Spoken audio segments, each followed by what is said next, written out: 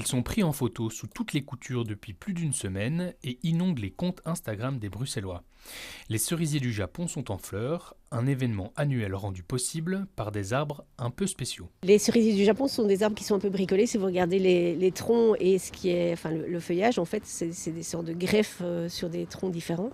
Et donc, ce sont en effet pas des arbres très résistants pour vivre en ville. Donc, c'est très joli, mais c'est pas très résistant. Une fois malades, les cerisiers doivent être parfois abattus et remplacés par d'autres espèces d'arbres. Aujourd'hui, nos jardiniers, nos paysagistes ne recommandent plus la plantation d'une même essence. On essaye d'alterner au moins 2, voire 3 essences différentes.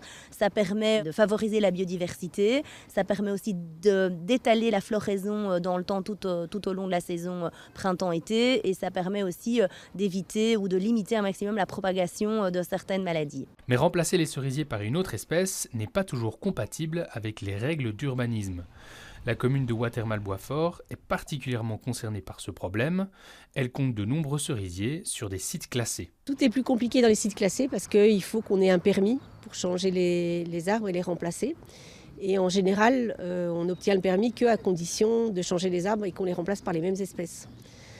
Ce qui vient parfois contrecarrer la volonté de la commune qui est plutôt de diversifier les espèces justement pour que ce soit plus résilient et plus résistant par rapport à la pollution, au climat et aux maladies. Il reste encore quelques jours pour profiter des cerisiers du Japon dont les pétales commencent déjà à tomber.